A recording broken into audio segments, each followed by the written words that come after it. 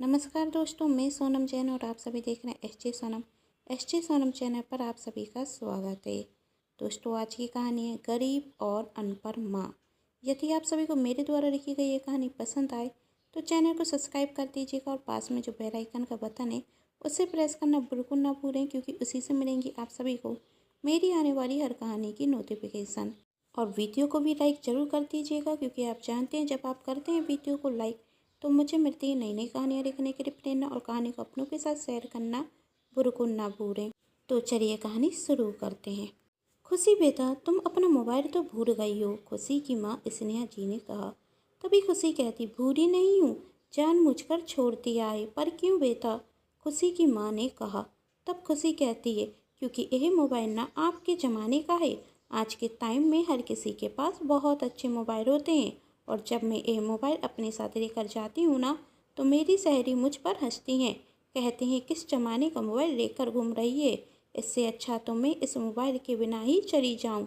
कम से कम कह दूँगी मोबाइल छूट गया, कोई हंसेगा तो नहीं। तब खुशी की माँ ने कहा, बेटा यदि तुम मोबाइल अपने साथ ले जाओगी और तुम्हें आने में देरी होगी तो मैं फ़ोन करके पूछ तो सकती हूँ ना।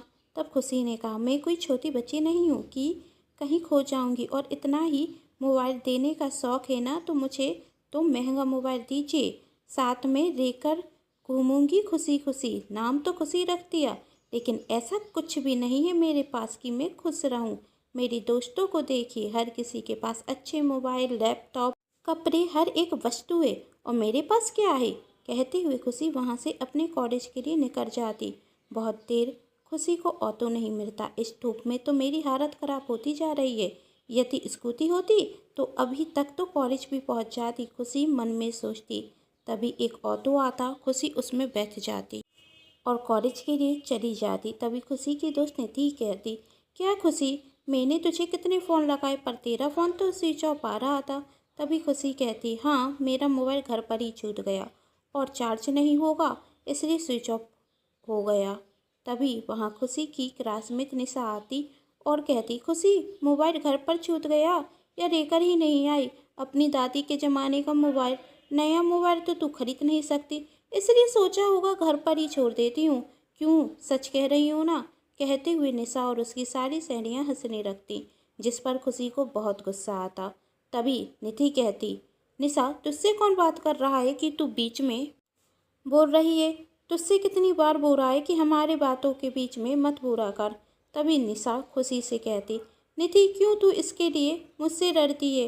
पहले खुद को देखो और फिर इसको देख, तेरा और इसका कोई मुकाबला नहीं, क्यों इससे दोस्ती किए हुए है?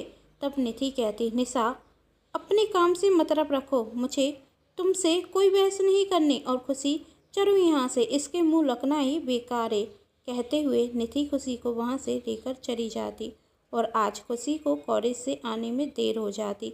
खुशी की माँ उसका इंतज़ार कर रही थी। तभी स्नेहा जी खुशी से पूछती, क्या हुआ बेटा, तुम्हें आने में आज देर हो गई? तब खुशी ने कहा, आपने मुझे कोई हवाई जहाज़ नहीं दिला दिया है कि उड़कर आ जाती? ऑटो और टैक्सी कितनी मुश्किल से मिलती हैं आज के टाइम में। जानते हैं, मेरी सभी सहेलियों के पास स्कूटी है, जिसके कारण उन्हें टैक्सी का इंतजार नहीं करना पड़ता और उनका बहुत समय बचता है, जिससे वह अपनी पढ़ाई पर भी ध्यान दे देती हैं। लेकिन मेरा समय तो सिर्फ ऑटो का इंतजार करने में ही चला जाता है। लेकिन मैं सब कुछ आपसे क्यों कह रही हूँ? आपको क्या फ़र्क पड़ता है?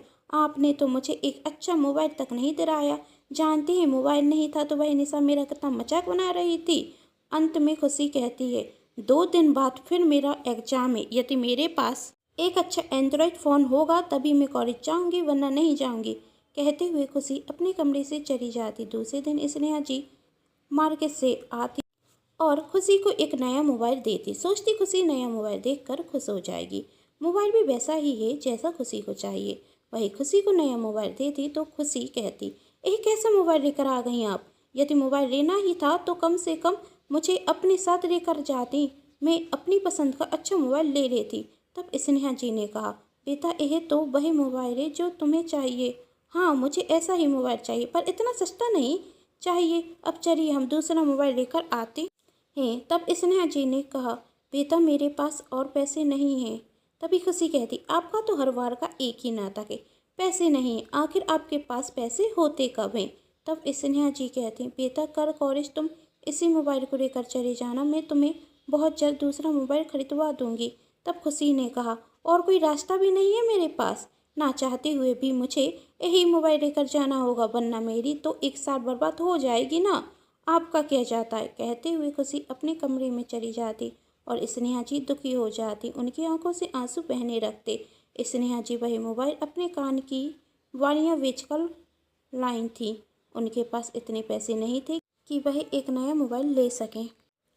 स्नेहा जी पापड़ बनाकर बेचा करती थी, जिससे वह अपना और अपनी बेटी का गुजारा करती थी। वह अपनी बेटी को एक अच्छी शिक्षा देना चाहती थी और साथ में उसे हर एक सुख सुविधा की वस्तु भी देना चाहती थी, लेकिन वह नाकाम थी, क्योंकि वक्त के साथ साथ खुशी की इच्छाएं भी बढ़ती जा रही थी, जिसे वह पूरा नहीं कर पा रही थी, जिसके कारण वह भी दुखी थी। पर खुशी उनकी मजबूरी को समझ नहीं पा रही थी, इसलिए खुशी हर दिन अपनी इच्छाएं अपनी माँ के सामने रखती। क्या आप हर दिन यही रूखा सूखा बनाकर रख देती हैं? कभी तो कुछ अच्छा बनाया कीजिए। एक मोबाइल तक नहीं है मेरे पास, मेरी सारी दोस्तों के पास अच्छे कपड़े हैं और मेरे पास कोई अच्छे कपड़े भी नहीं।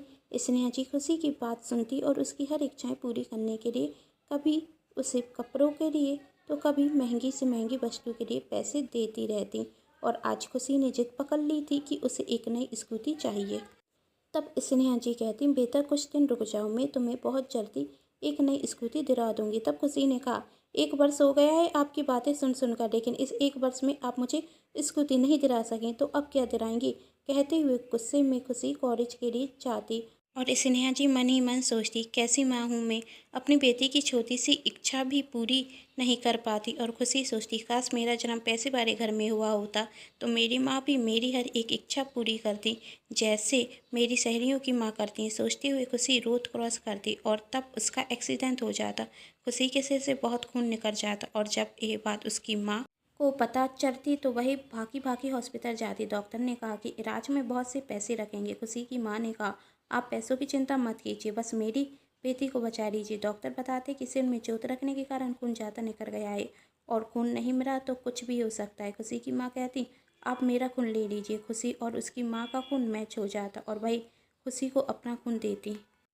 खुशी की जान बच चुकी थी और 2 दिन खुशी हॉस्पिटल में रहती है। डॉक्टर कहते कि आप खुशी को लेकर जा सकती हैं। तब खुशी की माँ कहती, डॉक्टर साहब मुझसे अभी पैसों का इंतजाम नहीं हुआ है, कुछ पैसे हैं लेकिन कुछ पैसे मैं बहुत जल्द दे दूँगी। तब डॉक्टर कहते हैं, अब उसकी कोई ज़रूरत नहीं, आपका बिल पे हो गया है। तब खुशी की माँ पूछती, बिल पे किसने किया। तभी वहाँ एक औरत आती, वह औरत बहुत पैसे वाली लग रही थी। खुशी की माँ उसे हैरानी से देखती। तभी वही औरत कहती, स्नेहा पहचाना नहीं मुझे, मैं तेरी पुरानी दोस्त काजल। काजल तुम? स्नेहा जी ने घबराते हुए कहा। तब काजल कहती, हाँ मैं, तुझे मैंने कहाँ कहाँ नहीं ढूंढा, लेकिन तुम्हारी कोई खबर ही नहीं। आज हॉस्पिटल में अपना चेकअप कराने के लिए आई थी तो तुझे अचानक से देखकर हैरान हो गई। और खुशी को क्या हुआ, वही ठीक तो है ना। खुशी ठीक है। तब काजल स्नेहा जी को कुछ और पैसे देती और कहती, तुम पैसों की चिंता बिल्कुल मत करना, तुम्हें जितने पैसे चाहिए हो तो मुझसे ले लो, बस मेरी बेटी खुशी मुझे वापस कर दो। ये सुनकर स्नेहा जी के पैरों तले जमीन खिसक जाती। तभी काजल कहती, मुझे इतनी गौर से क्यों देख रही हो, भूल गई क्या, खुशी मेरी बेटी है और तूने आज से 20 वर्ष पहले मुझसे खुशी को गोद लिया था, लेकिन आज मैं अपनी बेटी वापस मांगने आई हूँ। मुझे मेरी बेटी दे दो, मैं उसके बिना नहीं जी सकती। मुझसे गलती हो गई थी उस टाइम कि मैंने तुम्हें अपनी बेटी गोद देती थी, लेकिन अब मुझे मेरी बेटी की ज़रूरत है, मुझे मेरी बेटी दे दो। तुम चाहो जितने पैसे दे दो, मैं तुम्हें लाखों रुपए दे दूंगी, लेकिन मेरी बेटी मुझे वापस कर दो। मेरे पास पैसों की कोई कमी नहीं, हर एक सुख सुविधा जो तुम खुशी को नहीं दे सकती वह मैं खुशी को दे सकती हूँ। यदि खुशी मेरे पास रहेगी ना तो वह तुमसे ज़्यादा खुश रहेगी। तुम तो उसकी छोटी से छोटी इच्छा भी पूरी नहीं कर सकती, लेकिन मैं उसकी हर एक इच्छा पूरी कर सकती हूँ, उसे हर एक सुख सुविधा दे सकती हूँ। खुशी की भी भलाई इसमें ही है कि वह मेरे साथ रहे। बोलो कितने पैसे चाहिए तुम्हें, शांत क्यों हो, खुशी मेरी बेटी है और मैं तुमसे अपनी बेटी मांग रही हूँ और उसके लिए तुम्हें पैसे भी दे रही हूँ। और वैसे भी मुझे पता चला है कि तुम खुशी का ख्याल अच्छे से नहीं रख पा रही हो, उसे एक एक चीज़ के लिए मोहताज होना पड़ता है। तुम्हारे पास मैं अपनी बेटी को तड़पते हुए नहीं देख सकती। मैंने तो तुम्हें अपनी बेटी इसलिए दी थी कि तुम उसका ख्याल बहुत अच्छे से रखोगी, एक अच्छी माँ बनोगी, लेकिन तुम तो कभी एक अच्छी माँ बन ही नहीं पाई। मेरी बेटी तुम्हारे पास नहीं, मेरे पास ज़्यादा खुश रहेगी। तुम्हें मुझे मेरी बेटी देनी ही होगी, और खुशी भी यही चाहती होगी कि उसकी माँ पैसे वाली हो, गरीब नहीं। तभी वहाँ स्नेहा जी के पड़ोस में रहने वाली मालती नाम की औरत आती और काजल से गुस्से में कहती, पागल हो गई है क्या? कब से उल्टा सीधा बोलती जा रही है। खुशी स्नेहा की बेटी है और स्नेहा खुशी का बहुत अच्छे से ख्याल रखती है। और स्नेहा, तू क्या इसकी बातें सुनती जा रही है? इसे यहाँ से भगा क्यों नहीं देती? क्यों नहीं कह देती इससे कि तू ही खुशी की माँ है, तूने ही खुशी को जन्म दिया है। तभी स्नेहा जी ने कहा, काजल सच कह रही है, खुशी की असली माँ काजल ही है। मैंने खुशी को पाला जरूर है, लेकिन अपनी कोख से जन्म नहीं दिया। और काजल, तुम खुशी को अपने साथ लेकर जा सकती हो। पागल हो गई है क्या? मालती ने कहा, तू तो खुशी से बहुत प्यार करती है। तभी स्नेहा जी कहती, प्यार तो करती हूँ, लेकिन इस प्यार का क्या फ़ायदा? मेरी बेटी तो मेरे पास कभी खुश नहीं रह सकती।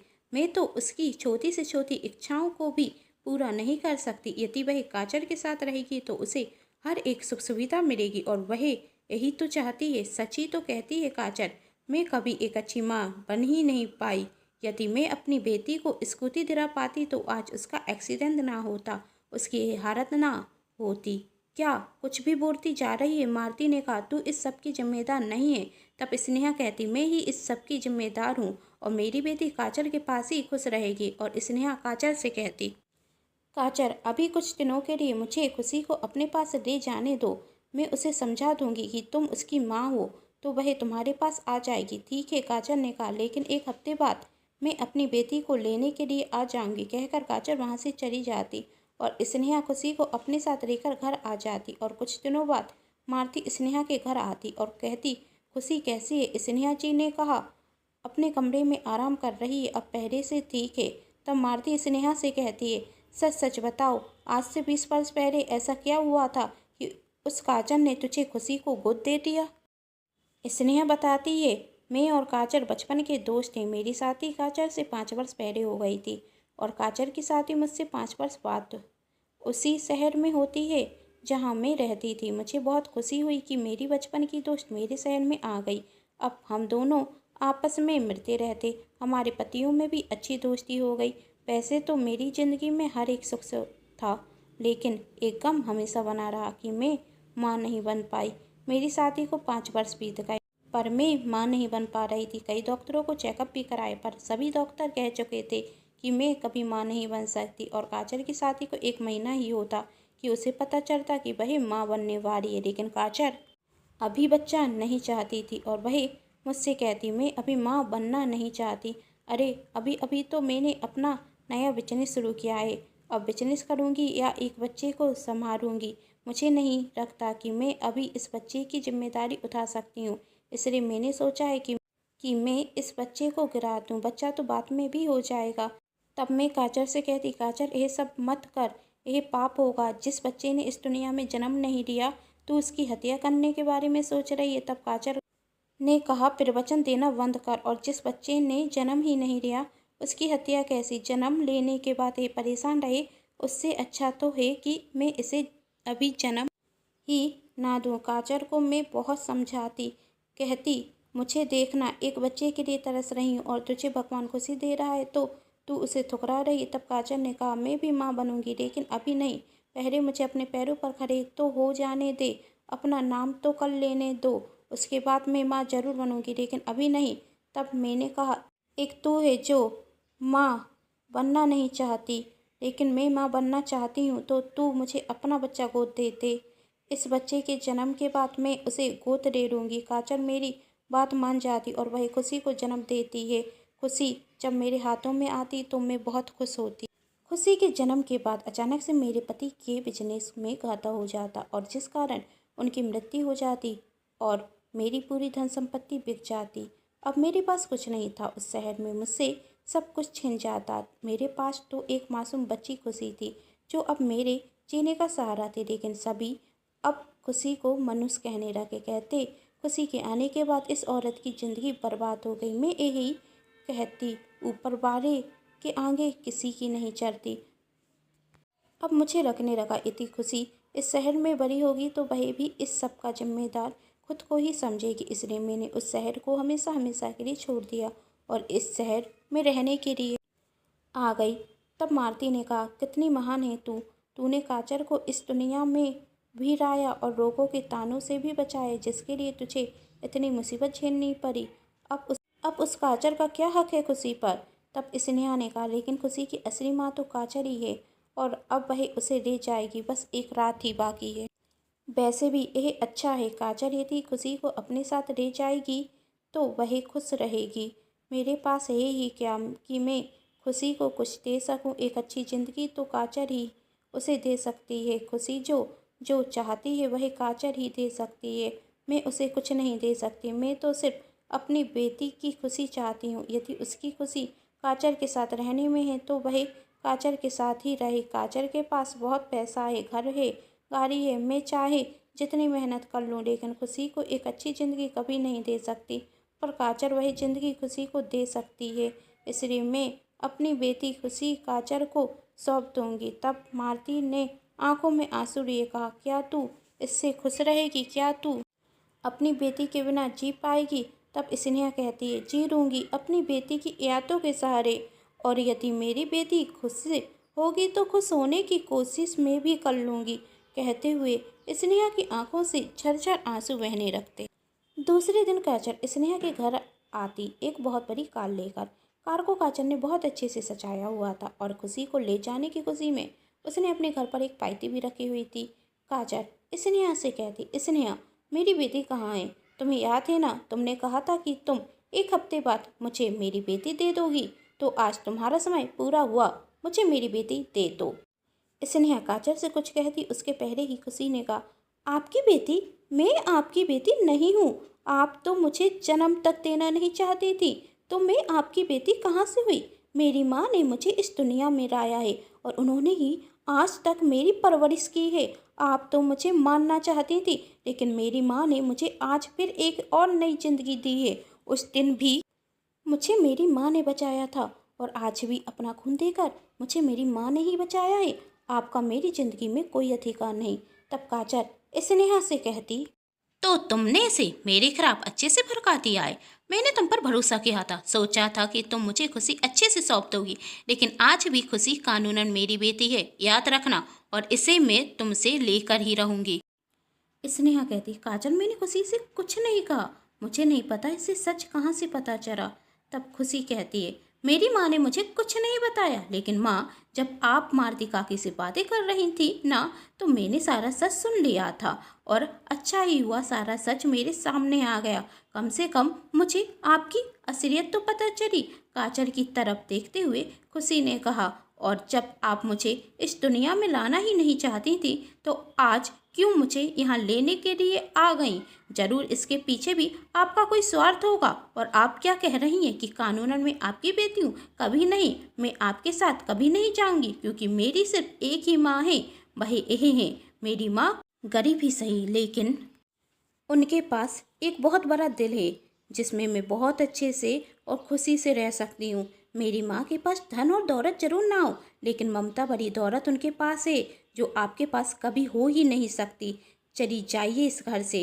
तभी स्नेहा कहती, खुशी तुम क्या कह रही हो? काचर तुम्हारी असली माँ है और काचर तुम्हें हर एक सुख सुविधा दे सकती है।